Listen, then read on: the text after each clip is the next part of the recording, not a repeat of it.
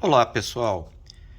Esse vídeo está sendo apresentado em complementação ao quadro Provas e Comprovações da edição 119 do canal Voz do Raciocínio. É que nessa edição apresentamos o tema Luz e Tempo, a relatividade especial interpretada na cultura racional.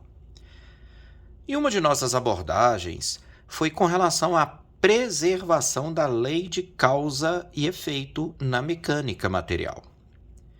Então, deixamos lá no programa 119 um link para os interessados em entender fisicamente como é a não violação da causalidade, que é, portanto, esse vídeo aqui, né? É importante frisar que a demonstração que traremos nesse vídeo perpassa por alguns conhecimentos dentro da relatividade que não vamos explicar aqui, mas assim mesmo esperamos que seja alcançado o nosso objetivo, que é o de provar a preservação da causalidade na teoria da relatividade especial. Então vamos lá. Para abordarmos a relação causa-efeito no contexto da teoria da relatividade especial, é importante darmos uma visão geométrica à transformação de Lorentz, sendo, portanto, necessário abordar o assunto graficamente. Essa abordagem é feita através de um diagrama espaço-tempo, que representa uma única dimensão de espaço no eixo das abscissas, que é o eixo horizontal, e o tempo no eixo das ordenadas, que é o eixo vertical. Um diagrama espaço-tempo é uma poderosa ferramenta para a interpretação de fenômenos relativísticos, porque cada ponto do diagrama corresponde a um instante de tempo em uma posição específica. Quer dizer, um ponto no diagrama espaço-tempo, qualquer ponto, mostra o que chamamos de evento, que é algo que responde às perguntas quando e onde. Você vai perceber que o eixo dos tempos no nosso diagrama está sendo multiplicado pela velocidade da luz c. De modo que esse eixo t, seria um eixo t, se transformou em ct. Isso é feito para que possamos traçar o referencial da luz em um ângulo de 45 graus, o que é muito importante para demarcar a fronteira dos eventos possíveis em conformidade com a mãe natureza, com as leis da natureza. E os eventos impossíveis, que são aqueles que a natureza não admite. Bom, nesse vídeo eu não vou me ater a explicar como que a transformação do eixo t em ct nos garante essa conveniência. No nosso gráfico, as linhas amarelas, elas representam a velocidade da luz nos dois sentidos, para a direita e para a esquerda. Bom, ou também, nós podemos dizer, são os referenciais, nessas linhas, são os referenciais da luz no espaço-tempo de Minkowski. Minkowski, vou botar o nome dele aqui, Minkowski, ele foi quem primeiro, ou quem traduziu a teoria da relatividade restrita em uma linguagem de espaço-tempo. Isso foi em 1907. Foi ele que reconheceu a real consequência da teoria da relatividade, que é a unificação do espaço e do tempo em uma só unidade. E Minkowski, ele desenvolveu então uma métrica através dos diagramas espaço-tempo, que é a chamada métrica de Minkowski, para a interpretação da transformação de Lorentz e da relatividade. Agora, voltando aos referenciais da luz, observe que a cada unidade percorrida de espaço, o eixo horizontal do espaço, percorre-se também uma unidade de tempo. Então, uma unidade de tempo se passa para cada unidade de espaço. Este é o referencial da luz que estamos adotando aqui, com as linhas amarelas. Vamos então entender um pouco mais do nosso diagrama espaço-tempo que está desenhado aí na tela, mas antes vamos falar do exemplo que vamos propor aqui. Será o seguinte: uma pessoa malvada, ela está portando duas armas de fogo de marcas diferentes. Uma dá um tiro com uma velocidade maior, a bala sai com uma velocidade maior, e outro, a bala da outra arma sai com uma velocidade menor. E essa pessoa atira no mesmo instante, que é esse instante aqui, ó, 0, 0, 0, onde cruzam-se os eixos de tempo e de espaço. Ela atira nesse mesmo instante em duas outras pessoas. Uma dessas pessoas está a uma unidade de distância e a outra está a 3 unidades de distância. As duas pessoas são atingidas pelas balas.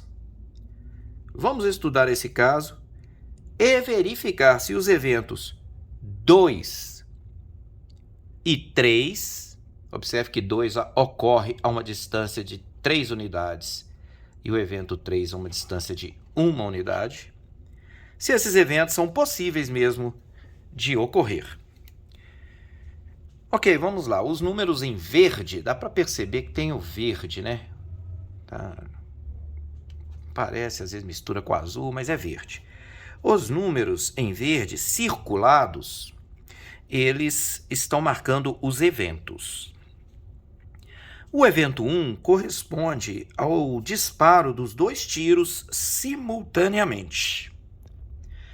O evento 2 corresponde ao momento em que uma das balas atinge a pessoa que estava a 3 unidades de distância.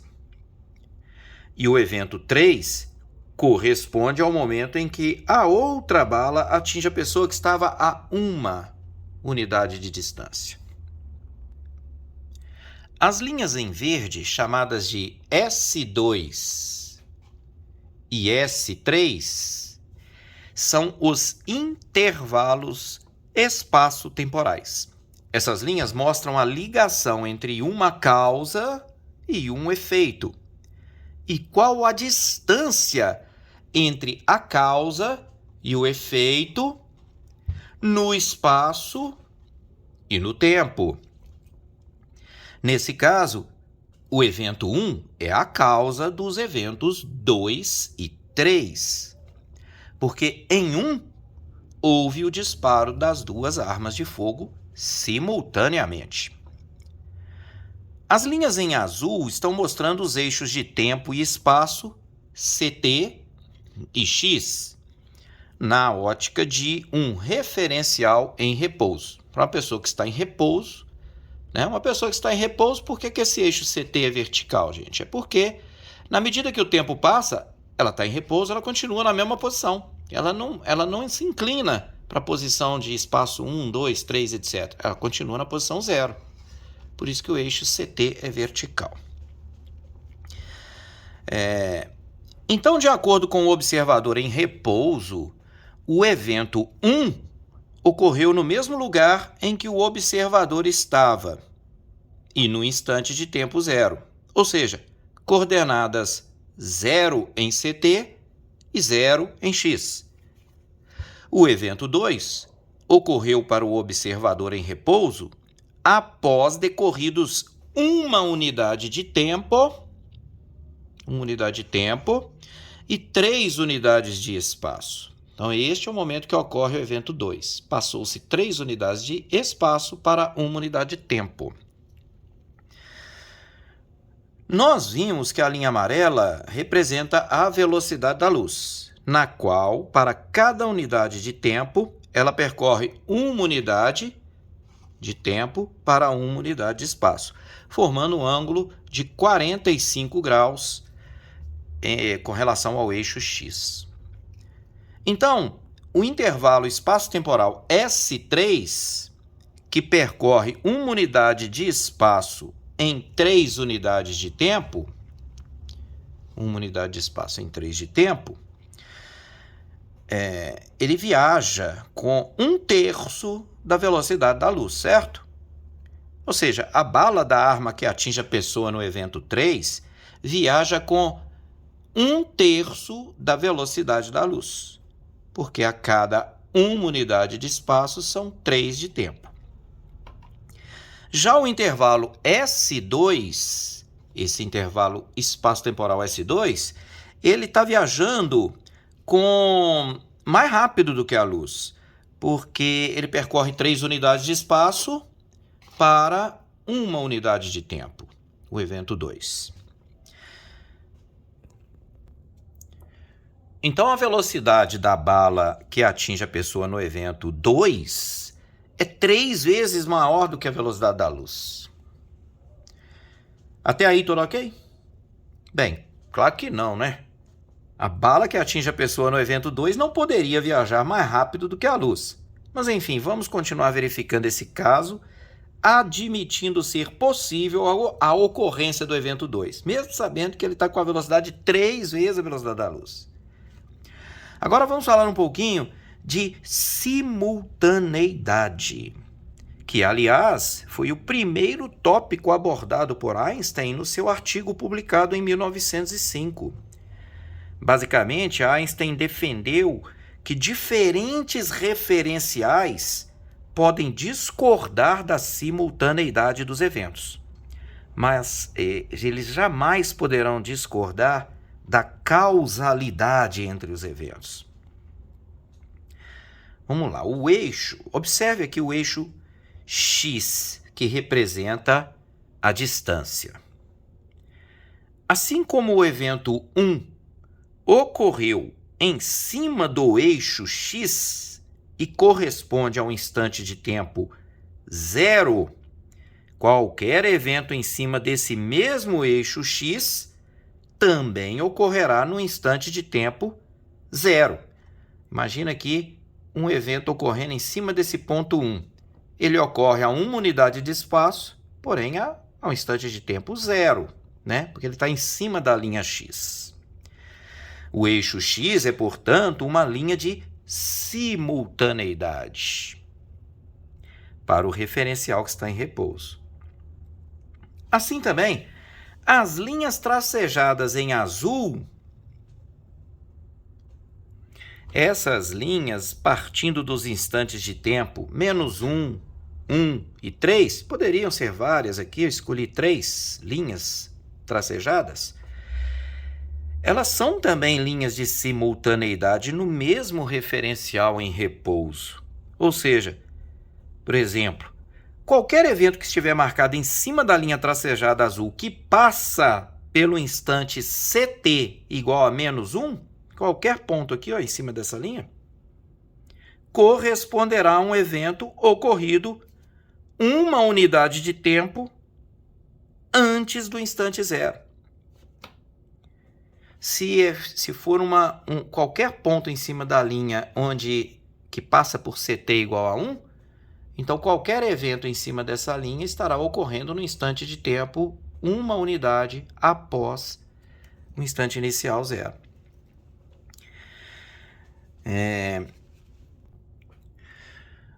Você vê que as linhas de simultaneidade são paralelas ao eixo X. E cada uma delas corresponde a um instante de tempo, podendo ser positivo, que é no futuro, 0, que é no presente, ou negativo, que é no passado. Agora vamos mudar o referencial e ver o que acontece. Vamos adotar o referencial de uma pessoa que estava passando pela Terra a bordo de uma nave espacial, viajando com a metade da velocidade da luz, ou meio C. Vamos chamar esse referencial de CT', enquanto que o referencial em repouso é chamado de CT. Vamos considerar também que no instante CT igual a 0, para o observador em repouso, coincidentemente a nave espacial passou exatamente no mesmo local dos disparos. Então, a origem do referencial CT' é a mesma que do referencial CT. É aqui, ó, no evento 1. Como a nave espacial viaja no mesmo sentido dos tiros que foram disparados e com velocidade de meio c, a reta CT' é desenhada em vermelho, mostrando que a cada uma unidade de espaço percorrido pela nave, passam-se 2 unidades de tempo. Observe aqui, ó, 1 unidade de espaço corresponde a 2 unidades de tempo no eixo CT', que é o referencial em movimento. Em movimento na velocidade de meio c. Agora, vamos dar um pulo do gato. Sim, porque gastaria muito tempo e recursos geométricos, algébricos para demonstrar isso aqui. Então, acredite, para satisfazer a transformação de Lorentz e preservar a velocidade da luz como sendo a mesma para todos os referenciais, o eixo x' do referencial CT' precisa se deslocar o mesmo tanto em direção ao referencial da luz que o eixo CT' se deslocou. Bom, a figurinha ao lado mostra isso. Vamos ver ela aqui. O sistema de referência CT e X, em azul, está em repouso. Ela está em repouso e tanto o eixo CT quanto o eixo X formam um ângulo de 45 graus, representado pela letra grega φ. Em relação ao referencial da luz, CT forma um ângulo 45 graus φ e X forma um ângulo φ também, ó, 45 graus. Vamos ver aqui mais. O sistema CT'/X' está em movimento com 1/7 da velocidade da luz. Observe que para cada 7 unidades de tempo, passa-se 1 unidade de espaço. Então, ele está com 1/7 da velocidade da luz, formando ângulos filinha com o referencial da luz.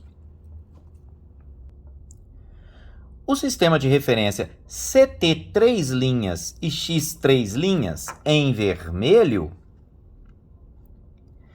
está se movimentando com velocidade de 5/7 da velocidade da luz, formando ângulos φ3' entre CT3' e a luz e X3' e a luz, que são ângulos ainda menores, se aproximando do referencial da luz.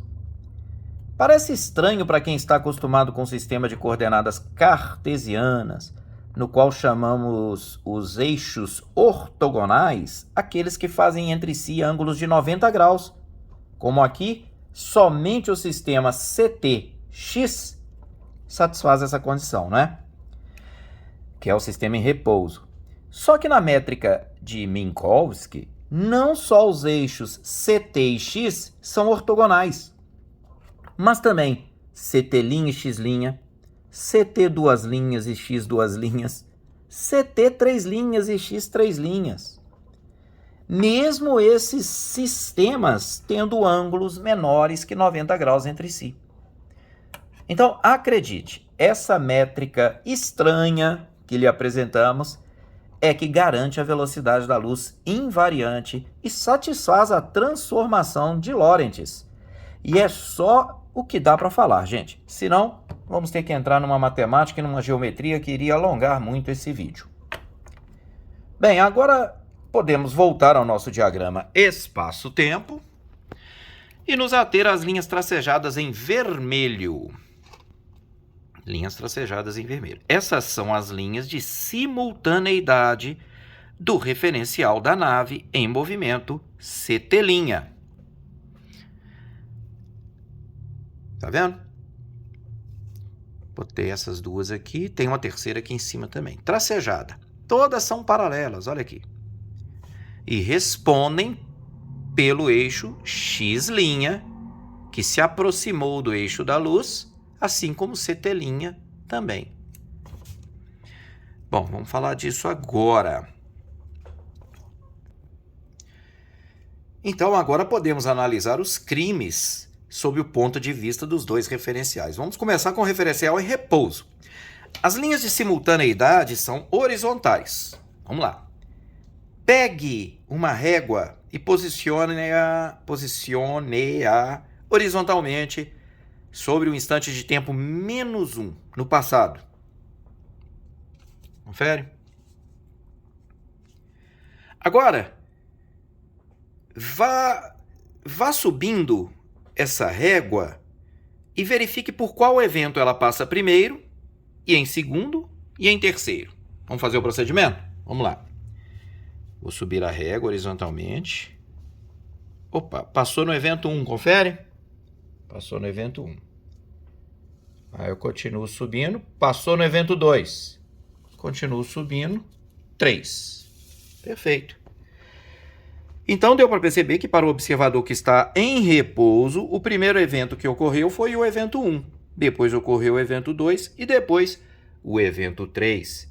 Isso significa que para o observador em repouso, os disparos ocorreram primeiro e as pessoas foram vitimadas depois, o que incrimina o atirador e, claro, preserva a relação causa-efeito, como se espera. Agora vamos ver como a pessoa dentro da nave espacial percebeu todo esse episódio.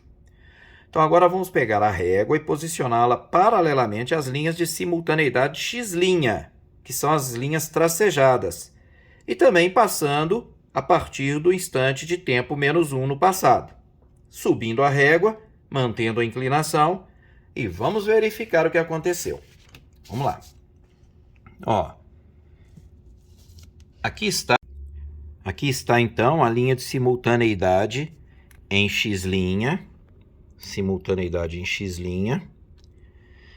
passando pelo instante de tempo -1, né? Aqui, ó.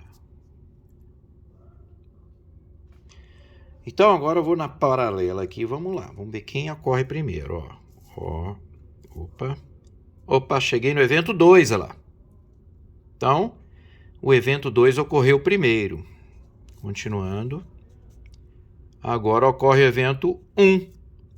E continuando lá na frente, ocorre então o evento 3. Não é verdade? Então, nesse caso, primeiro ocorreu o evento 2, depois ocorreu o evento 1 e depois o evento 3. Isso significa que para o observador em movimento, o disparo que percorreu o intervalo espaço-temporal S2, ele ocorreu depois da pessoa ter sido atingida. Opa, isso mesmo. A pessoa foi atingida primeiro e o disparo depois. E isso inocenta o atirador. Mas é claro, isso viola a relação causa-efeito. Obviamente, pessoal, como vimos lá no quadro Provas e Comprovações, a velocidade da luz não pode ser atingida por nenhum objeto com massa. E por isso o evento 2 é impossível de acontecer como consequência do evento 1.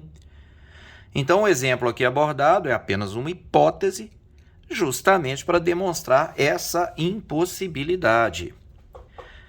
Agora vamos aproveitar o nosso exemplo e o nosso diagrama espaço-tempo para dizer o seguinte.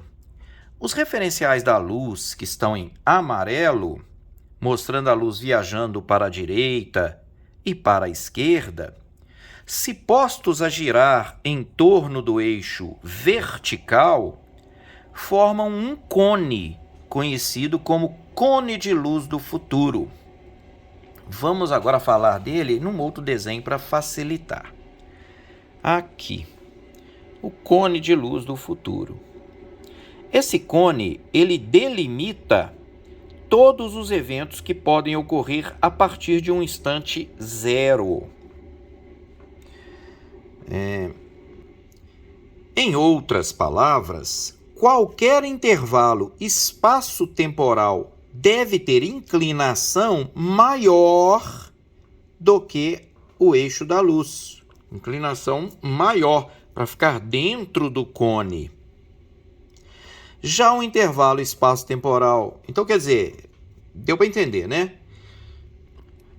Porque fisicamente seria impossível para um evento ocorrer se ele tivesse inclinação menor, já que estaria acima da velocidade da luz.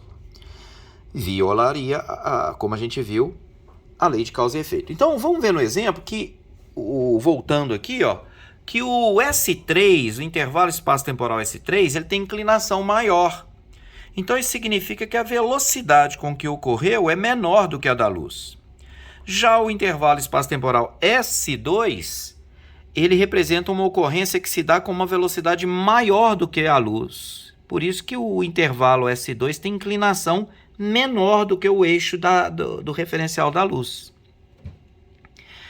E então, uma ocorrência com velocidade maior que a luz está fora do cone de luz do futuro. O S2 está fora desse cone. E, portanto, não é fisicamente possível. Tanto assim que para um dos referenciais utilizados no nosso exemplo, que é o referencial CT', viajando com metade da velocidade da luz, nesse caso do CT', o evento 2 ocorreu primeiro do que o evento 1, violando a causalidade, justamente porque S2 é um intervalo espaço-temporal não permitido pela natureza. Nesse desenho aqui, S2 estaria abaixo do cone de luz. Nenhum evento pode acontecer, um como causa ou consequência do outro, fora do cone de luz. Havendo o cone de luz do futuro, e para eventos que já ocorreram, só pode estar no cone de luz do passado. Portanto, essa área aqui, entre essa linha e essa linha, qualquer ponto aqui, no diagrama espaço-tempo, qualquer ponto aqui, ou qualquer ponto aqui, a partir do instante zero, são intervalos impossíveis que violam as leis da natureza.